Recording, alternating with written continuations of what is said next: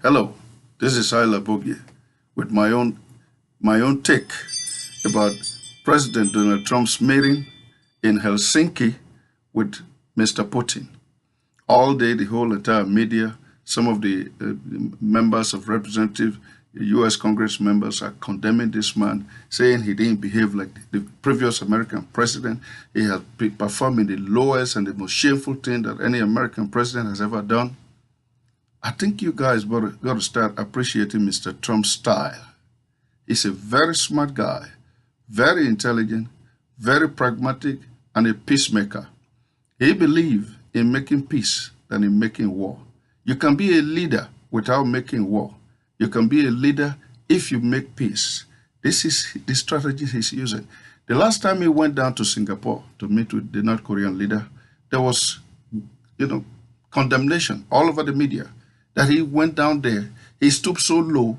But listen, for the last 50 years, North Korea and South Korea have been at war with each other. The war never ended. The country was divided in 1949. They remain enemies. The declaration of the end of the war is not yet on record. But for the first time in the history of these two countries warring, North Korea participated in the Olympic courtesy of Donald Trump's time. North Korea and South Korea leader met on the soil of South Korea courtesy of Donald Trump. It only happened during his time. And today there is less tension in that region than it used to be for the last 50 years. All throughout the period of Trump's predecessors, there has always been categorizing the North Korean leader as an evil man, evil kingdom, enemy of the United States, communist this, communist that. But Trump was the only one bold and smart enough to go there and start a dialogue. In order for you to defeat an enemy, you got to know where to approach them. You cannot start throwing stones from a distance. You can't hit anything. All the disagreements that Americans and the North Koreans have had over the years have produced nothing. In a world of today, it is better to have peace than to make enemies. Trump knows that. He's not stupid. He knows that this is the best approach. It is the best approach than any other president that ever existed in the history of the United States, at least in the last 50 years. He wants a world where the world will see Americans as peace-loving people, a world free from strife. At least even if you cannot eliminate war or eliminate tension, you can at least reduce it to it. You can try to reduce it to some extent. He said, whatever it takes to make peace, he is willing to do it. For a man of his own accomplishment to leave this country and went down to Singapore to meet with the North Korean leader, you have to give him a lot of courage for that. I mean, give him a lot of respect for what he did. But when he came back, he met with widespread condemnation, everybody trying to analyze what he did, what he did not do. The old days of cowboy jingoism is over. This is a modern world. This is a new day. He's using his experience as an international businessman, trying to recreate Americans' image as a friendly, peace-loving country. Again, like I said, you don't have to make war to be a leader. You can be peaceful and still be a leader. America is already a great country, will always remain a great country. Nothing can ever change that. But it becomes a more greater country if it knows how to reach out even to the smallest people and initiate dialogue over making war. Today he repeated the same thing, meeting with Putin. The whole of my generation grew up hearing about this antagonism between the United States and Russia.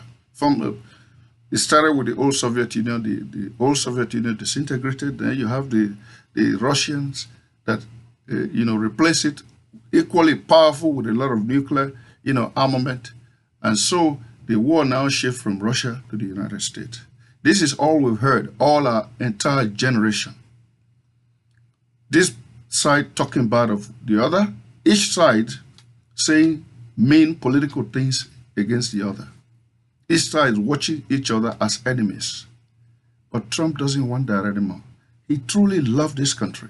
He wants the world to see America as a leader who is capable of reaching out to his friends and foes and establishing a dialogue, creating a room for a more peaceful global existence. And I think Americans have not come to appreciate him yet, but time is going to come where you're going to realize, in terms of foreign policy, this might be the best president that this country has ever had.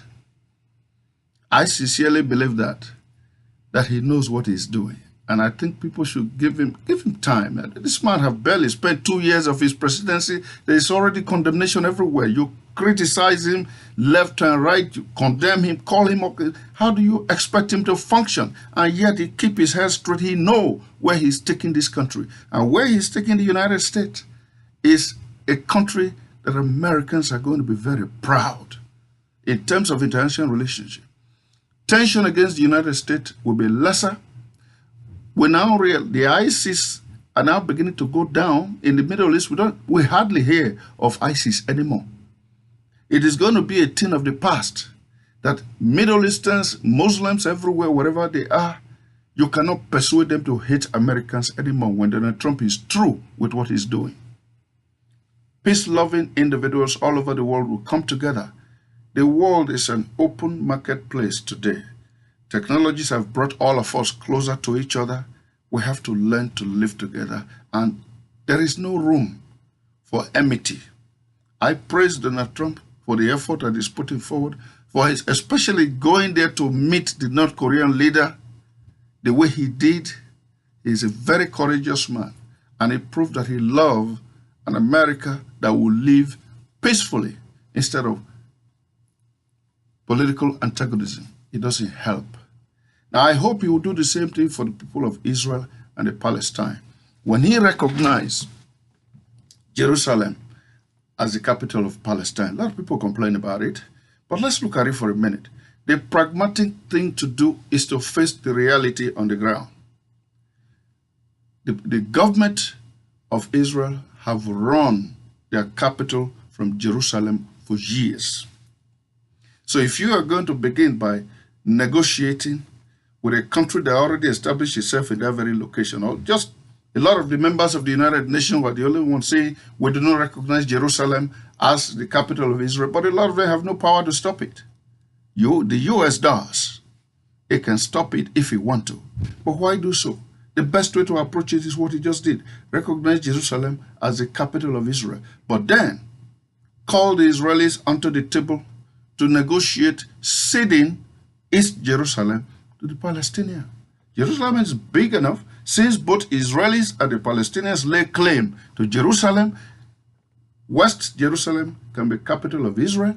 East Jerusalem can be capital of a free, independent Palestine. Problem solved. They can live side by side as two states. It's a good two-state solution. And the next generation of Israelis and Palestinians will live in coexistence as peaceful neighbors instead of throwing stone and throwing bombs at each other. I know that the only person who can do it is Trump. No matter how much you condemn him, watch the style and what he's trying to do.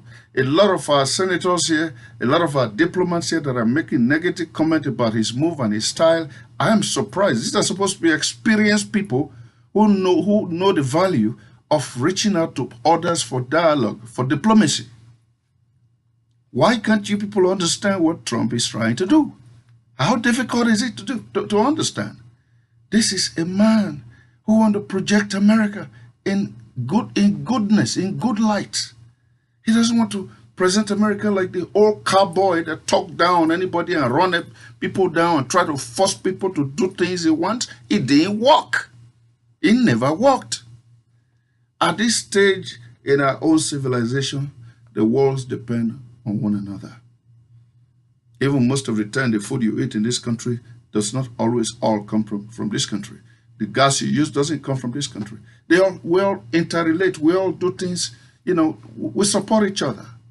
This man knows that. His experience as an international businessman tells him that America needs to change course. And that is what he's doing. Leave this man alone and let him do his work. He has not finished. He hasn't started. Just barely 2 years. He's not worked for 2 years in government. He already give him headache everywhere, condemn everything you do. We know that freedom in this country allow people to say whatever they want about the president, but you still have to give him a little bit of kudos for what he has done, especially these two international moves to meet with the North Korean leader and to meet with the president of Russia. He is a courageous man and he is a brilliant negotiator. Watch out. You'll see what he's going to do. You'll be surprised. Thank you very much. That is my own take from a foreigner who lives in the United States. We're proud of Donald Trump. Listen, somebody told me the other day, Donald Trump make a negative comment about Nigerians, where I come from. Hello. After he made that comment, he welcomed the president of Nigeria to the White House. They made a joint press conference in front of the White House, two leaders. I didn't see anything in Donald Trump's behavior that shows me that he was belittling the president of Nigeria. He treated him with respect. They had this agreement for a bilateral relationship between the United States and Nigeria. Hey, whatever he might have said, what he's doing is pragmatic, is sensible. You can't expect him to control what he says because he's not a politician. You know, he's a businessman. He has to learn his rope. So give him a break, ladies and gentlemen. Let him lead this country. You will all be grateful for it in the end. Thank you.